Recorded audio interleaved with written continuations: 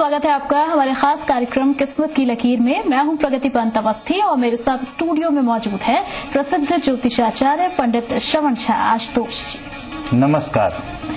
माँ दुर्गा के 9 रूपों की पूजा पूरे साल भर चलती है। शारदीय और वासंतिक नवरात्र को सब जानते हैं, लेकिन आषाढ़ और माघ में पड़ने वाले गुप्त नवरात्र की साधना के बारे में हम आपको बता रहे हैं।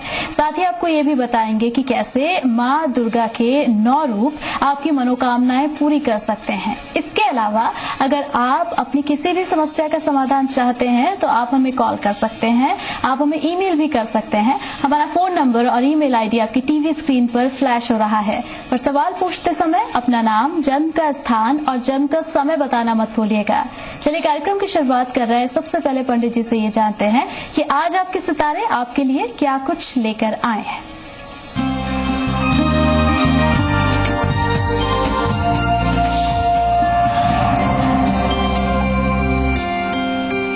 चलिए पंडित जी, सबसे पहले तो ये बताइए हमारे दर्शकों को कि आज मेष राशि के जातकों का दिन कैसा रहेगा। आज मेष राशि वालों का मन बिल्कुल शांत रहेगा। काम करके आनंद प्राप्त करेंगे, भाग्य का पूरा साथ मिलेगा और लाभ भी अपेक्षा से अधिक प्राप्त करेंगे। तो हम कहेंगे दिन बहुत अनुकूल है, इसका पूरा लाभ लेना चाहिए। तो मेष राशि के जातकों के लिए आज दिन बहुत ही अनुकूल है। जितना काम करेंगे उससे कहीं ज्यादा आपको फायदा होगा, क्योंकि भाग्य आज पूरे दिन आपके साथ ही रहने वाला है। वृष राशि की बात करेंगे अब। वृष राशि के जातकों का कैसा रहने वाला है आज का दिन, पंडित जी बता रहे हैं। वृष राशि वाले वैसे भी दृढ़ निश्चयी होंगे, लेकिन दृढ़ता पूर्वक काम करने से सफलता प्राप्त करेंगे। व्यवसायिक पार्टनर का भी आज आपको सहयोग मिलेगा। छोटे कर्मचारी जो भी कार्यालय में छोटे काम करते हैं उनकी आज तरक्की हो सकती है। घर में मांगलिक कार्यक्रम की योजना बन सकते हैं। तो हम कहेंगे दिन अनुकूल है। तो वृष राशि के जातकों के लिए भी आज का दिन काफी अनुकूल है। घर में मांगलिक कार्यक्रम की योजना जहां बनती हुई दिख रही है, वहीं अगर छोटे कर्मचारी हैं तो उनकी तरक्की भी आज के दिन हो सकती है। मिथुन राशि की बात करेंगे। मिथुन राशि के जातकों का कैसा रहने वाला है आज का दिन, बता रहे हैं पंडित जी। पिता के तरफ से दबाव महसूस करेंगे, तो यहाँ ध्यान देना होगा। गुस्से पर भी नियंत्रण रखना जरूरी है, नुकसान हो सकता है। इसके साथ साथ अपने सेहत का भी ख्याल रखें। तो हम कहेंगे आज दिन दबाव भरा हुआ है, यहाँ पे संभल कर चलने की जरूरत है। तो मिथुन राशि के जातकों को आज थोड़ा संभल कर चलने की जरूरत है, थोड़ी सी सावधानी बरतने की जरूरत है, नहीं तो नुकसान हो सकता है। कर्क राशि की अब बात करेंगे। कर्क राशि के जातकों का कैसा रहने वाला है आज का दिन, पंडित जी बता रहे हैं। मानसिक रूप से तनावग्रस्त रहेंगे। व्यवसायिक पार्टनर भी दबाव बनाना चाहेंगे आपके ऊपर। पत्नी से भी वैचारिक मतभेद हो सकते हैं। बच्चों से उसके भविष्य की बात कर सकते हैं। तो हम कहेंगे दिन बहुत अनुकूल नहीं है, सावधानी बरतने की जरूरत है। तो कर्क राशि के जातकों का आज का दिन मिला जुला सा रहने वाला है। इन सबके बीच सावधानी ये बरतिएगा कि किसी भी तरह के विवाद में पड़ने से बचने की कोशिश आपको आज करनी है। सिंह राशि की बात करेंगे। सिंह राशि के जातकों का कैसा रहेगा आज का दिन, जानते हैं। स्वाभाविक गुण के विपरीत सौम्यता से आज आप काम लेंगे। वैवाहिक जीवन सामान्य है। कार्य व्यवसाय भी सामान्य रहने की संभावना है। तो हम कहेंगे आज आपके लिए दिन अनुकूल है। सिंह राशि के बाद अब बारी है कन्या राशि की। कन्या राशि के जातकों का कैसा रहेगा दिन, पंडित जी बता रहे हैं। निवेश की योजना बना सकते हैं। खर्च की भी अधिकता बनी रहेगी। विरोधियों को ताकत के साथ रोकना होगा, नहीं तो नुकसान दे सकता है। संतान की तरक्की से आपको बहुत प्रसन्नता होगी। कन्या राशि के जातकों का दिन भी आज अच्छा रहने वाला है। तरक्की के संकेत जहां मिलते हुए दिख रहे हैं परिवार में कुछ लोगों की, वहीं साथ ही साथ ये भी दिख रहा है आज के दिन इस तरह के संकेत भी दिख रहे हैं कि शत्रुओं के साथ किसी तरह का आपका विवाद हो सकता है। तुला राशि की अब बात करेंगे। तुला राशि के जातकों का कैसा रहेगा दिन, जानते हैं। कार्य क्षेत्र में विकास की भरपूर संभावना है, लाभ लेना चाहिए। परिश्रम करने की जरूरत है। युवाओं को नौकरी मिल सकती है। तो हम कहेंगे दिन बहुत ही अनुकूल है। तुला राशि के जो जातक हैं उनके लिए भी दिन काफी अनुकूल है। वृश्चिक राशि की अब हम बात करने वाले हैं। वृश्चिक राशि के जातकों का कैसा रहने वाला है आज का दिन, पंडित जी बता रहे हैं। मन कुंठित हो सकता है, तो कुंठा से दूर निकलना चाहिए। माता की सेहत का ध्यान रखें। पत्नी से संबंधों में कटुता आ सकती है, तो यहाँ भी ध्यान देने की जरूरत है। कार्य व्यवसाय के लिए समय सामान्य है, तो दिन बहुत अनुकूल नहीं है, सावधानी से चलने की जरूरत है। वृश्चिक राशि के जातकों के लिए आज मिला जुला सा दिन रहने वाला है। थोड़ी सी सावधानी आज के दिन बरतने की जरूरत है। धनु राशि के जातकों की अब बात कर लेते हैं, उनका कैसा रहेगा आज का दिन और क्या कुछ सावधानियां उन्हें बरतनी है दिन को बेहतर बनाने के लिए, जानते हैं पंडित जी से। सेहत का ध्यान रखना जरूरी है। कफ से संबंधित अगर समस्या हो तो डॉक्टर से मिलें। कार्य व्यवसाय पर ध्यान केंद्रित रहेगा। भाग्य से ज्यादा कर्म पर ही भरोसा करना चाहिए। हम कहेंगे दिन बहुत अनुकूल है। संबंधित अगर समस्या हो तो डॉक्टर से मिलें। कार्य व्यवसाय पर ध्यान केंद्रित रहेगा। भाग्य से ज्यादा कर्म पर ही भरोसा करना चाहिए। हम कहेंगे दिन बहुत अनुकूल है। धनु राशि के बाद अब बारी है मकर राशि की। मकर राशि के जातकों का कैसा रहेगा दिन, जानते हैं। वाणी पर नियंत्रण रखने की जरूरत है। सकारात्मक कार्यों में दिन गुजारने की जरूरत है। नकारात्मकता से दूर रहना चाहिए। विदेश संबंधित कार्य करने वालों के लिए दिन बहुत अनुकूल है। बच्चों के सेहत का विशेष ध्यान रखना होगा। मकर राशि के जातकों के बाद अब बारी कुंभ राशि की। कुंभ राशि के जातकों का कैसा रहने वाला है आज का दिन, पंडित जी बता रहे हैं। मन को स्थिर रखना बहुत ही मुश्किल हो सकता है। कार्य व्यवसाय में सुधार करेंगे। समय अनुकूल है, एकाग्रता से काम करना चाहिए। प्रेम करने वालों के लिए समय अनुकूल है। कुंभ राशि के जातकों के लिए भी समय आज अनुकूल है। दिन उनका अच्छा गुजरने वाला है। सिर्फ सावधानी ये बरतनी है कि एकाग्रता के साथ आपको आज काम करना होगा। और अब बारी मीन राशि यानी कि अंतिम राशि के। मीन राशि के जातकों का कैसा रहेगा दिन, जानते हैं। सेहत का पूरा ध्यान रखना जरूरी है। भाइयों की तरक्की हो सकती है। भाग्य से व्यवसाय में तरक्की मिलेगी, अर्थात आज लक फेवर करेगा। विरोधी विरोध करने में सफल हो सकते हैं, तो सिर्फ यहाँ ध्यान दे दीजिए, दिन बहुत अच्छा रहेगा। तो मीन राशि के जातकों का भी आज का दिन बहुत अच्छा रहने वाला है, क्योंकि आपका भाग्य आज आपका साथ देने वाला है। तो इस तरह से सभी 12 राशियों की हमने बात कर ली। अब एक छोटा सा ब्रेक यहाँ पर ले रहे हैं, जल्द लौटेंगे।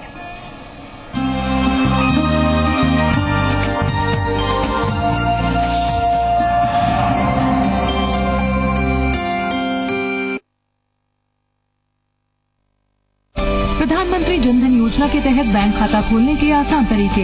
अपना आधार नंबर दिखाएं, पता बदल गया हो तो उसे स्वयं प्रमाणित करें। आधार नंबर न हो तो अन्य पहचान पत्र दिखाएं। कोई पहचान पत्र या दस्तावेज न होने पर भी छोटा खाता खोल सकते हैं। यदि आपका पहले से ही बैंक खाता है तो अपना आधार नंबर अपने बैंक खाते में दर्ज करें। साहित्य की दुनिया की तमाम नामचीन हस्तियाँ, सामयिक मुद्दे, अहम सवाल, साहित्य के सबसे बड़े मेले की सबसे बड़ी कवरेज जी मरुधरा पर लगातार। जी जयपुर लिटरेचर फेस्टिवल। घर का काम कभी खत्म हुआ है? मैं बहुत थक जाती थी। फिर मेरी डाइटिशियन सहेली ने मुझे न्यूट्रीगेन सजेस्ट किया और तब से मैंने न्यूट्रीगेन लेना शुरू किया। अब आप ही देखिए, आई एम सो फिट। अब सभी पूछते हैं मेरी फिटनेस का राज। फिट शरीर पाने के लिए न्यूट्रीगेन। आजकल घणे फ्रेंच टूरिस्ट आवे अट्टे ट्वीज वूज ज़्यादा, इसीलिए तो फ्रेंच सीख रहा हूँ 1 साल से। सर अप्रोचे यहाँ काम करते करते। I am from IIN Rajasthan.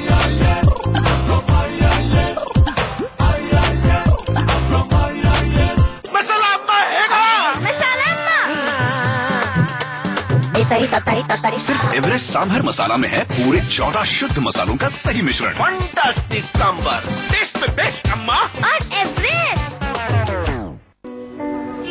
मैं रोज मेहनत करता हूँ तो मेरे घर में जाके खाना बनता है। कब क्या हो जाए किसे पता। लेकिन प्रधानमंत्री जनधन योजना से न केवल मैंने पैसे बचाए, मैं अपने परिवार के लिए 1 लाख का बीमा भी पाया। मेरी तरह आप भी आज ही नजदीकी बैंक में जाके आप खाता खुलाएं। प्रधानमंत्री जनधन योजना, मेरा खाता भाग्य विधाता। मैं अपने परिवार की हर जरूरत को पूरा करता हूँ, जैसे उनके लिए एक अच्छी और हेल्दी लाइफ। फिर सोचता हूँ कि जब हम सब कुछ खुद ही करने के लायक हैं तो हम LPG सब्सिडी क्यों लेते हैं, जबकि यही पैसा कमजोर वर्ग को बेहतर हेल्थ सर्विसेज देने में मदद कर सकता है। क्यों ना हम जैसे सशक्त परिवार एलपीजी सब्सिडी को छोड़ के अपने देश को भी सशक्त बनाएं। हमारी तरह आप भी एलपीजी सब्सिडी को ना कहें और देश को आगे बढ़ाने में भागीदार बनें। कॉलेज की गपशप, कैंपस की हलचल, करियर की बात, जोश, मस्ती और धमाल। यूथ अड्डा सोमवार से शुक्रवार शाम 4:30 बजे सिर्फ जी मरुधरा पर। जनधन योजना रुपए डेबिट कार्ड के जरिए किसी भी एटीएम से पैसे निकालें। 1 लाख रुपए का दुर्घटना बीमा मुफ्त। अपना आधार नंबर दिखाएं, पता बदल गया हो तो उसे स्वयं प्रमाणित करें। आधार नंबर न हो तो अन्य पहचान पत्र दिखाएं। कोई पहचान पत्र या दस्तावेज न होने पर भी छोटा खाता खोल सकते हैं।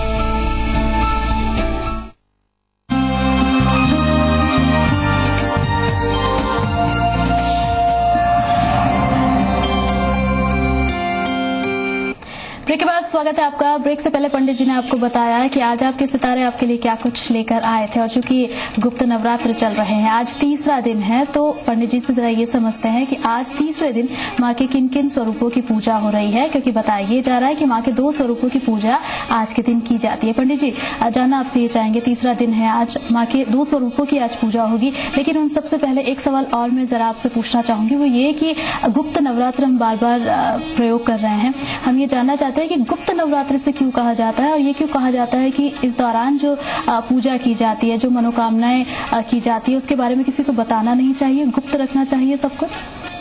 नहीं, ये कहने के लिए गुप्त नवरात्र के नाम से हम कह देते हैं कि मनोकामना को गुप्त रखनी चाहिए। मनोकामना लोग हमेशा ही गुप्त रखते हैं। मनोकामना कोई बता करके, आम लोगों को बता करके आराधना नहीं करते, लेकिन जिनकी आराधना करते हैं उनको तो ये मनोकामना बतानी ही होती है। इसीलिए ये गुप्त नवरात्र हैं। इसके विषय में हम हमेशा से बताते हैं कि सभी लोगों को संस्कृत पढ़ना नहीं आता, सभी लोग वेद पाठी नहीं होते, सभी लोग दूसरे के घर जाके पूजन पाठ नहीं करते। तो हम प्रारंभ से ही कहे हैं कि यहाँ पे जो है लोग जो साधना करते हैं वो अपनी शक्ति को अर्जित करना चाहते हैं, सिद्धियां प्राप्त करना चाहते हैं। आप जानते हैं कि हमारे यहाँ वाम साधक भी हैं, तंत्र साधक हैं, हम लोग जैसे दक्षिण मार्गी भी लोग हैं। तो हम कहेंगे कि यहाँ पे सिद्धियां प्राप्त करने के लिए इस नवरात्र का विशेष रूप से महत्व है। तो यहाँ चूंकि यहाँ भीड़ नहीं होता, शोर शराबा नहीं होता, तो लोग आराम से सिर्फ और सिर्फ माता की साधना करते हैं। मनोकामना हमेशा अपनी गुप्त रखें, माता जरूर पूरी करती हैं। तो यहाँ गुप्त नवरात्र में मनोकामना को गुप्त रखने की विशेष कोई ऐसी बात नहीं है, लेकिन हम हमेशा यही कहेंगे कि कोई भी मनोकामना हो उसको तो गुप्त रखना ही चाहिए, पूर्ण होने पे भी गुप्त रखना चाहिए। लेकिन जिसके आगे आप आराधना करते हैं वहां तो आपको अपनी मनोकामना बतानी ही होगी कि किस मनोकामना के निमित्त आप इस व्रत को या इनकी आराधना करते हैं। अच्छा पंडित जी, जैसा कि हम पहले भी बता चुके हैं, आज गुप्त नवरात्र का तीसरा दिन है और माँ के 2 स्वरूपों की आज उपासना की जाएगी। जरा हमारे दर्शकों को इस संदर्भ में बताइए। देखिए, आज माघ शुक्ल पक्ष तृतीया और चतुर्थी दोनों तिथियां आज ही मनाई जाएंगी। चतुर्थी तिथि का क्षय हो गया है। अच्छा, तिथि क्षय और तिथि वृद्धि के विषय में हम आगे आपको कभी बता देंगे। आप ये समझिए कि दोनों दिन में से किसी भी दिन चतुर्थी तिथि सूर्योदय के समय उपस्थित नहीं है या उपलब्ध नहीं है, इसीलिए चतुर्थी तिथि का क्षय माना गया है। इसीलिए तीसरे और चौथे स्वरूप चंद्रघंटा और कुसमांडा दोनों स्वरूपों की पूजा आज ही होगी, दोनों स्वरूपों के लिए आज ही उपासना होगी। तो हम यहाँ यही कहेंगे कि जो भी ब्राह्मण है, जो जानकार हैं, जो घर में भी करने लगे हैं, तो हम कहेंगे कि आज 2 बार पूजा होगी। पहले हम चंद्रघंटा का करेंगे, फिर हम कुसमांडा का करेंगे, या हम एक पाठ पहले कर लेंगे, फिर दोबारा से हम आरती करके फिर से हम पाठ पे बैठेंगे और फिर दोबारा से पाठ पूजा करेंगे। तो चूंकि 2 तिथियों का पूजा एक ही दिन करना है, तो ऐसा विधान है कि हम पूजन को 2 बार करें, अर्थात आपका समय आज 2 गुना लगेगा। तो यहाँ यही करना है कि आपको दोनों की पूजा आज ही करनी है। अच्छा पंडित जी, ये भी समझना चाहेंगे, हमारे शास्त्रों में माँ के चंद्रघंटा रूप को किस तरह से वर्णित किया गया है? चलिए आगे हम आपको बताते हैं। कहते हैं कि अपने मस्तक पर अर्ध चंद्रमा सदृश घंटा, आप घंटा का वर्णन भी आगे कर देंगे आपको। अर्ध चंद्रमा सदृश घंटा को धारण करने के कारण तीसरे स्वरूप को चंद्र घंटा कहा गया है। आप देखते हैं कि घंटा बजते ही बहुत सारे दुश्मनों का छाती कांपने लगता है, इसलिए इनको चंद्र घंटा कहा गया है। शेर पर सवार होकर युद्ध में दुष्टों का संहार करने वाली है। तो माँ के 10 हाथों में अलग अलग अस्त्र शस्त्र से सुशोभित हैं। चंद्र घंटा रूप ही एक ऐसा है जिसमें माँ के 10 हाथों को दिखाया गया है, और यहाँ पे शेर पे सवार हैं, सारे आयुध उनके साथ हैं। इसीलिए हम कहते हैं चंद्र घंटा स्वरूप युद्ध में विजयी होने के लिए। हम कहते हैं कि यहाँ पे राक्षसों के पराजय के लिए इस रूपों का वर्णन कहा गया है। कहते हैं अब इसके लिए जो मंत्र है उसको भी समझना जरूरी है, और आज के दिन विशेष रूप से इन मंत्रों को करना भी चाहिए। कहते हैं पिंडज प्रवरारूढ़ा चंड कोपास्त्र कैरयुता प्रसादम तनुते मह्याम चंद्र घंटेति विश्रुता। तो ये मंत्र हैं। समस्त सांसारिक कष्टों से अगर आप मुक्ति पाना चाहते हैं, जिस तरह से आप जानते हैं जो चंडी पाठ या दुर्गा पाठ को पढ़ने वाले हैं कि किस तरह से राक्षस देवताओं के ऊपर आक्रमण करते हैं और देवता त्राहिमाम करते हैं, तो माँ चंद्रघंटा किस तरह से उसके पूरे कष्टों को हर लेती है। ठीक उसी तरह से अगर पूरे किसी भी तरह का सांसारिक कष्ट है, सांसारिक कष्ट आप समझ सकते हैं, यहाँ भूख की पीड़ा है, नौकरी की पीड़ा है, बच्चों के शादी की पीड़ा है, संतान उत्पत्ति की पीड़ा है, किसी भी तरह की पीड़ा अगर आपके जीवन में है और अगर आप शक्ति की आराधना करते हैं, चंद्र घंटा की आराधना करते हैं, तो ठीक उसी तरह से जिस तरह से चंद्र घंटा देवी ने अपने 10 हाथों से अस्त्र शस्त्र से राक्षसों का नाश किया था, ठीक उसी तरह से आपके सारे अशुभताओं का नाश हो जाएगा और जीवन में शुभता ही शुभता रहेगा। तो अष्टभुजाधारी कहेंगे। अब कुष्मांडा की हम बात कर लेते हैं, क्योंकि आज ही चंद्रघंटा के साथ साथ कुष्मांडा देवी की भी आराधना होती है। तो हमने पहले ही बताया है कि 10 भुजा जो है सिर्फ और सिर्फ चंद्रघंटा स्वरूप में ही दिखाया गया है और कुष्मांडा स्वरूप में अष्टभुजा है। कहते हैं अष्टभुजाधारी अपने मंद मुस्कान से ही ब्रह्मांड का निर्माण करने वाली माता है। जो सप्तशती के चरित्रों को पढ़ते हैं वो माता के स्वरूप को और अच्छी तरह से समझ सकते हैं। ये बहुत बड़ा चीज है, हम आपको कम समय में बताना चाहते हैं। तो मंद मुस्कान वाली माता पूरे ब्रह्मांड को अपने आप में समाहित कर लेती हैं। तो हम कहते हैं कि कुष्मांडा माँ दुर्गा का चतुर्थ स्वरूप है, इनकी पूजा होती है। हम कहेंगे कि इनकी पूजा चतुर्थी तिथि को ही की जाती है। आज चूंकि तृतीया के उपरांत चतुर्थी तिथि भी है, तो इसीलिए आज ही इनकी पूजा करनी चाहिए। सर्वशक्तिमान है माँ कुष्मांडा, सिंह पर सवार सूर्य लोक में निवास करती हैं, ऐसा शास्त्रों में हमारे वर्णन है। उनके 8 भुजा हैं, अस्त्र शस्त्र के साथ एक हाथ में अमृत कलश भी है। तो हम यही कहेंगे कि अब इनके जो कुष्मांडा के माता जो हैं, इनके लिए जो मंत्र है, जब आप चंद्रघंटा की पूजा समाप्त कर लेंगे तो फिर कुष्मांडा के विषय में आपने जाना है, तो इनके लिए कौन से मंत्रों का प्रयोग करेंगे, तो इन मंत्रों को आप अब समझें। कहते हैं सूरा संपूर्ण कलशम रुधिराप्लुतमेव च, सूरा संपूर्ण कलशम रुधिराप्लुतमेव च, दधाना हस्त पद्माभ्याम कुष्मांडा शुभदास्तु में, कुष्मांडा शुभदास्तु में। अर्थात जो हम अगर आपकी पूजा कर रहे हैं तो हमारे जीवन में शुभता प्रदान करें, इस मनोकामना के साथ हम इनकी पूजा करते हैं। इनकी पूजा करने से विघ्न और व्याधि, व्याधि जो अचानक से कोई दुर्घटना होता है हम उसको व्याधि कहते हैं। तो विघ्न जो अचानक से आपके सामने खड़ी हो जाए उसको हम विघ्न कहते हैं। विघ्न और व्याधि आपके जीवन से समाप्त हो जाएगा और सुख समृद्धि प्राप्त करेंगे। बिल्कुल, जैसा कि आप बता रहे हैं पंडित जी कि आज तीसरे दिन 2 स्वरूपों की पूजा की जाती है और आपने बताया कि कौन कौन से मंत्र होते हैं। इसके अलावा शास्त्रों में और कौन कौन सी बातें बताई गई हैं खासतौर पर गुप्त नवरात्र को लेकर, और कोई खास मंत्र जो आप बताना चाहिए या कोई श्लोक? देखिए, 2 मंत्र जो हम आपको रोज ही बताना चाहेंगे। एक तो आप उसको सुने, जो 9 रूप के जैसे नाम है ना, उसको हम कैसे मंत्र स्वरूप में बोलते हैं।